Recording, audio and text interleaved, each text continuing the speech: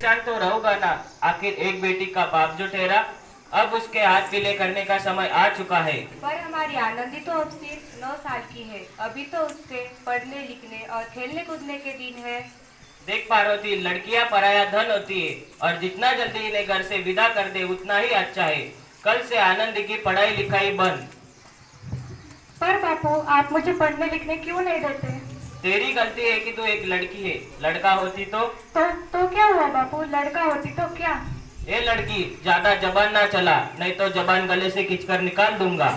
पर बापू, मुझे पढ़ना लिखना है। मेरी पढ़ाई ना रोको बापू, ना रोको। तुझे पढ़ना है तो पढ़, लेकिन सारी उम्र अपने बाप के छाती पर यूं बोझ बनकर ना बैठ। पर बापू, मेरी उम्र तो अभी पढ़ने लिखने की है। मुझे पढ़ लिख कर डॉक्टर बनना है।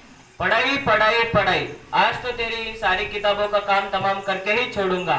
नहीं बापू, मत फाड़ो बापू, मत फाड़ो। ये ले, बक चोरी। ये तुमने क्या किया बापू? तुमने मेरी इन किताबों को ही नहीं फाड़ा, बल्कि मेरी किस्मत भी फाड़ दी, मेरी किस्मत। चुप कर आनंदी, और यह एहसान मान कि अब तक तू जिंदा है। कहीं बचपन में गला दबाकर मार दिया होता तो आज तेरी ये बकबक ना सुननी पड़ती। पर बापू, मैं लड़की हूँ तो क्या हुआ? लड़का और लड़की तो हमारी दोनों आंखों के समान होते हैं। ये काफी किताबें ना सिर्फ छोरों के हाथ में अच्छी लगती है, लड़कियों के हाथ में तो मेहंदी अच्छी लगती है, मेहंदी। देख आनंदी, जितना जल्दी हो तू चूल्हा जलाना सीख ले, उतना ही अच्छा है तेरे लिए। पर बापू, मुझे चूल्हा जलाना अच्छा ना लगे। और हाँ, तेरा बिया होगा, वो भी कल के कल। अपना जीवन है तुम्हारी ये कहानी, आंचल में है दूध और आंखों में है पानी। मुझे माफ कर दे बेटी, तेरे बापू के जिद के आगे मेरी एक न चलेगी। माफ कर दे बेटी, मुझे माफ कर दे। इस प्रकार मात्र 9 वर्ष की छोटी उम्र में आनंदी का विवाह गोपाल राव जोशी से हो गया।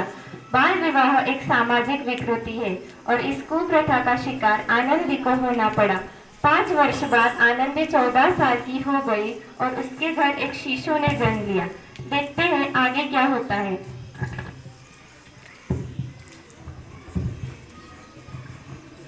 देखिए ना, इसे क्या हो गया है? इसका माथा तो अंगार की तरह तप रहा है। इसे तो बहुत तेज बुखार है। आप बिना कुछ भी बोलते हैं, दीजिए मुझे। माधव, जल्दी से वेद जी को बुला कर लाओ।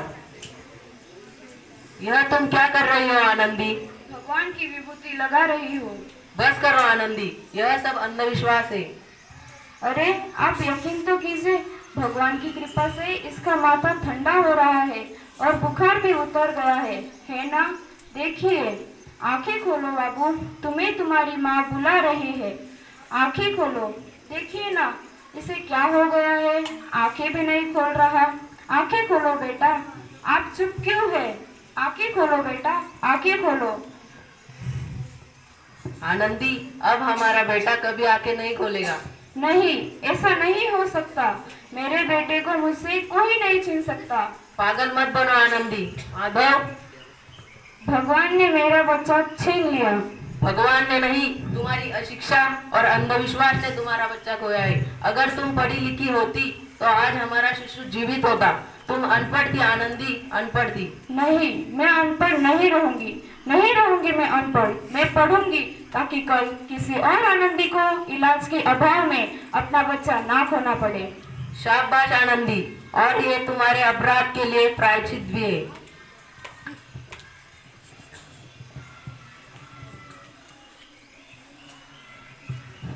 आनंदी, तुम्हारे 12वीं का परिणाम आ चुका है।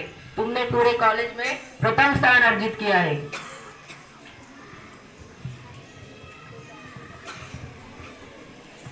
आनंदी, तुम्हारी मेहनत रंग लाई है। तुम्हें शिक्षा वृत्ति मिली है। ये लो तुम्हारे अमेरिका जाने की टिकट। मुझे शिक्षा वृत्ति मिल गई, मैं अमेरिका जा रही हूँ। पर ये सब मैं अकेली कैसे कर पाऊंगी? आनंदी, अपने आप को इतना कमजोर क्यों समझ रही हो? फिर इतने पढ़ने लिखने का क्या फायदा? तुम अब भी गंवार हो। गंवार नहीं हूँ अब मैं गंवार।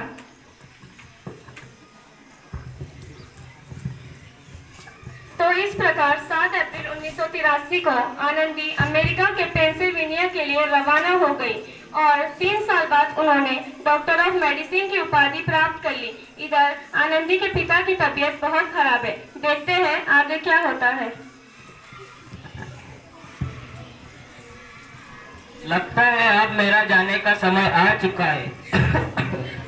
अब मैं नहीं बचूंगा। ऐसा मत बोलो, शहर के सिटी हॉस्पिटल में अमेरिका से डिग्री लेकर कोई बड़ा डॉक्टर आए, एक बार उन्हें चल के दिखा लेते। हाँ सही बोला भैया, कम से कम दिल को तसल्ली तो मिल जाएगी।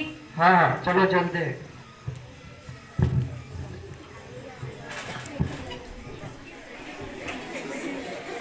अरे इस मरीज की हालत तो बहुत खराब है। कोई चमत्कार ही इसे बचा सकता है।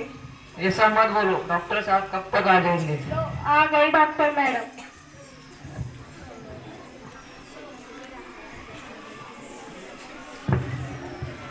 डॉक्टर मैडम देखिए इस मरीज को, इसकी हालत बहुत खराब है।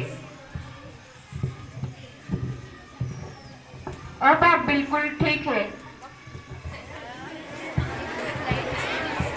डॉक्टर साहब ने मुझे बचा लिया, मुझे मिलना है डॉक्टर साहब से।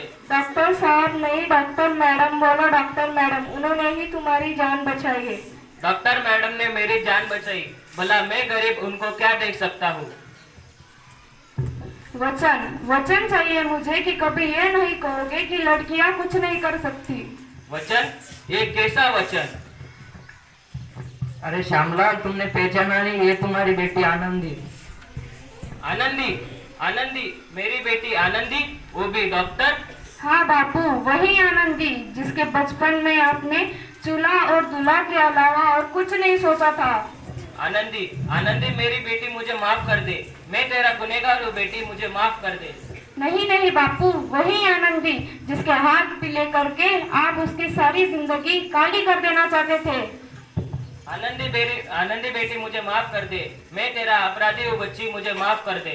नहीं बापू, मैंने तो आपका एहसान चुकाया है।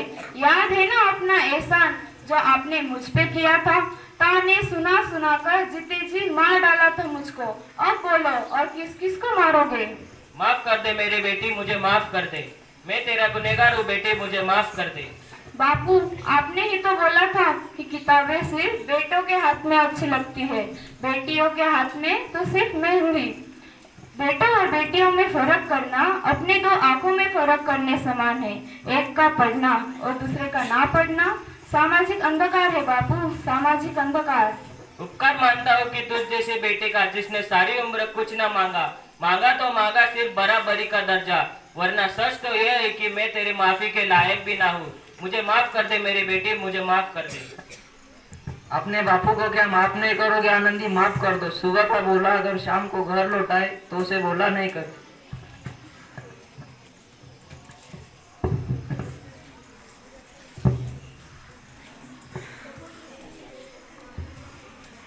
तो इस प्रकार आनंदीबाई जोशी ने अपनी मेहनत और अटूट इरादे से न केवल भारत की पहली महिला डॉक्टर बनी, बल्कि उन लड़कियों को सुनहरा रास्ता दिखाकर गई जो जीवन में कुछ करना चाहती थी।